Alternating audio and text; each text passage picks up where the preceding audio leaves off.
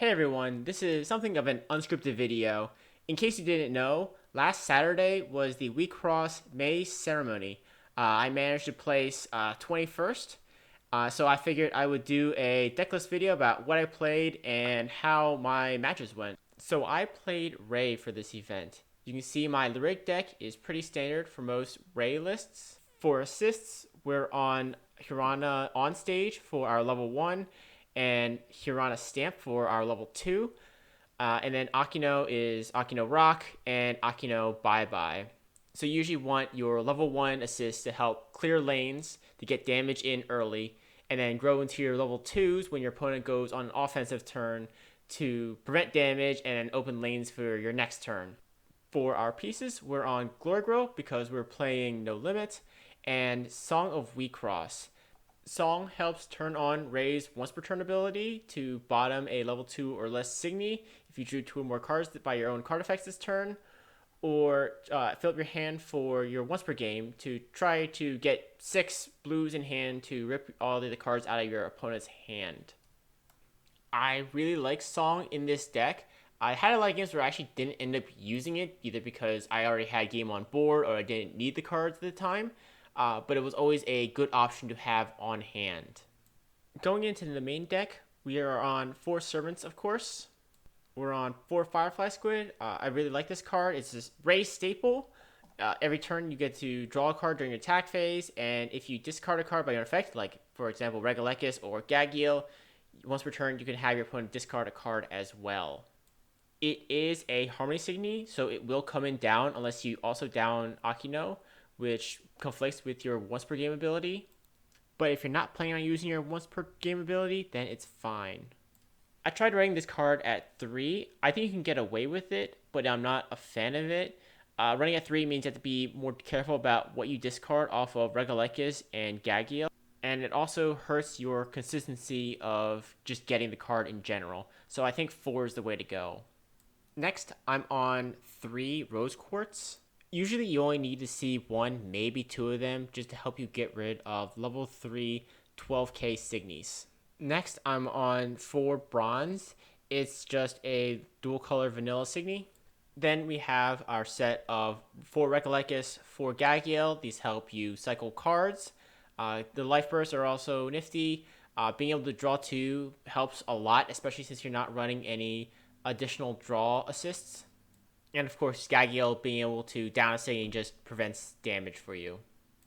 I'm also on 3 Haniel to help me dig for more Signy on turn 1, as well as turn on Akino Bye Bye's second effect. Then we have 3 Hecate just to look at the top cards and try to, stack for what we might want, either off of Haniel or the Gagiel / Regalekis. I'm also on 3 Lancelot, your staple red removal Signy. I don't think you need to go up to 4, especially in this format where stuff like Typo and Ishikirimaru exist, which can't be vanished off of Lancelot's effect. Next, I'm also on 2 Lapis Lazuli.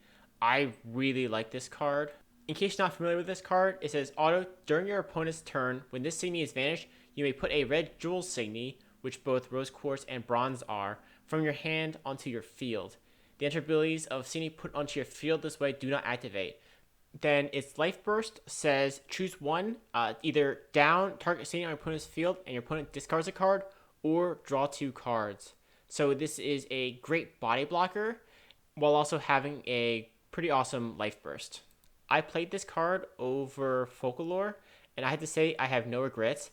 Every time I hit this card in a Life Burst, a Folklore would have done nothing in the same situation, so I profited more off of my Lapis Life Bursts. Next, we have 1 Nobunaga. I wouldn't play as any more than 1. It came up exactly once during a Nova matchup, and it was a house. After Nova uses her assists, you can almost always find a way to open a lane for Nobunaga to swing down with Double Crush. My last Signy is a 1 of Ishikirimaru. This is a filler slot. I didn't want to play a 3rd Lapis, but I wanted some level 2 with a Life Burst.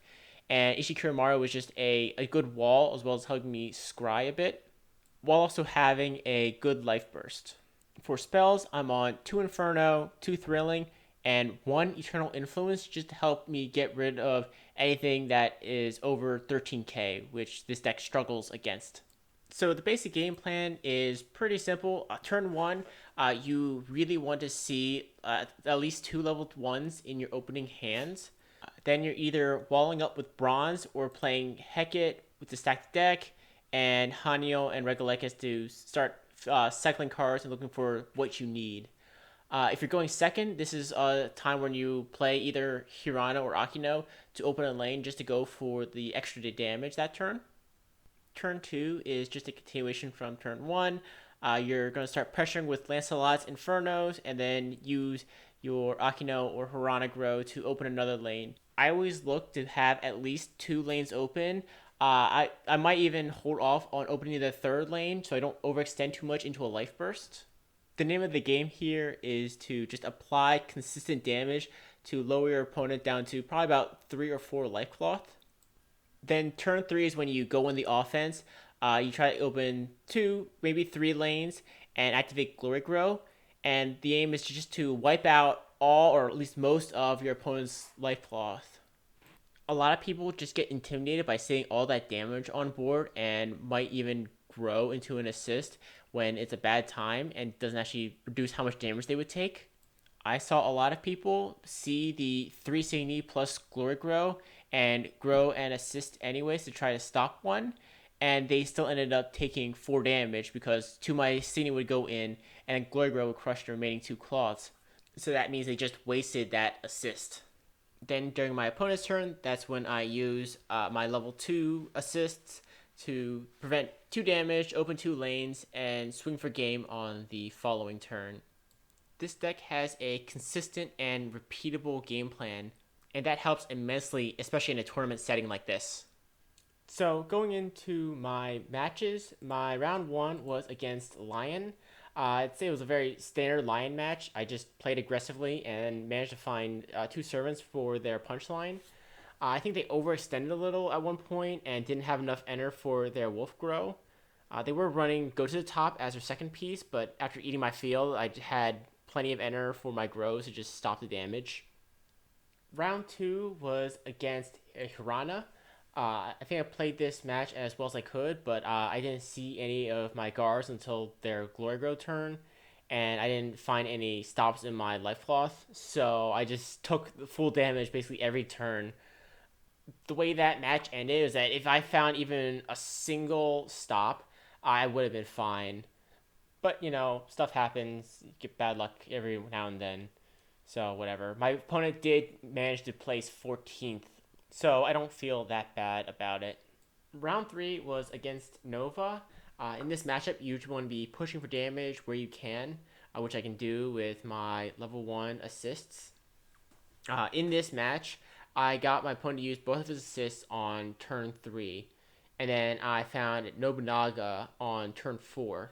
So then I vanished their typo, swung with a double crush and a Glory Grow, so wipe out 4 life claws and just put my opponent way back on the tempo game. At that point, they just conceded because I had game on board next turn, and they had to chew through 4 more life cloth. Round 4 was against another Lion. This was just another standard Lion match for me. I managed to find 3 guards for their Endless Punchline, where they did hit a 3, but it didn't matter because they didn't have PRJ. So then they just scooped after they saw the guards because I had game on board even through their Reverb Grow, which I don't even think they had the enter for, at least not for the 2-stop. Round 5 was against Musica, being piloted by Dussel. This was a very rough match for me. My opening hand was Hecate, 2 servants, and 3 level 3s. So that was very suboptimal. I did have plenty of guards to this whole match, though, so that wasn't the issue. I just did not play this match as aggressively as I should have. I held back where I didn't have to, and when I should have been more offensive, he had his Madoka Clap available. So I wasn't able to push for lethal like I otherwise might have been able to. Round 6 was a Raid Mirror. This was another game that was kind of close. However, my opponent made the tragic mistake of growing his Akino too early, and which ended up doing nothing. This was another case where I was already threatening 4 damage through 3 Signy and the Glory Grow, and Akino just bounced 1, then what? I still do 4 damage. So I didn't even need my Hirana assist this game. My final round opponent was Hirana. This could have been a much rougher game if my opponent saw the right cards. The first 2 turns were just pure Jiaoyan turns that got mopped up by my assists and Infernos. They also were playing Xenocluster as one of the pieces, which I thought was kind of weird in No Limit, because usually you want to be on go to the top, especially in Hirana.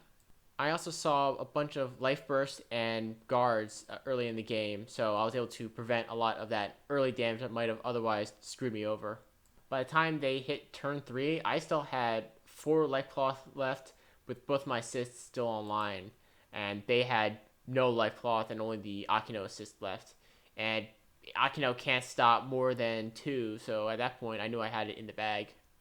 Overall, I think this deck performed really well. I was always able to execute on my game plan, and my losses were due to bad luck or just I could have played that game better. It's a solid deck, and I think it's something that I would probably consider for the next ceremony as well. So yeah, that's going to wrap it up. Thanks for watching, and have a good day.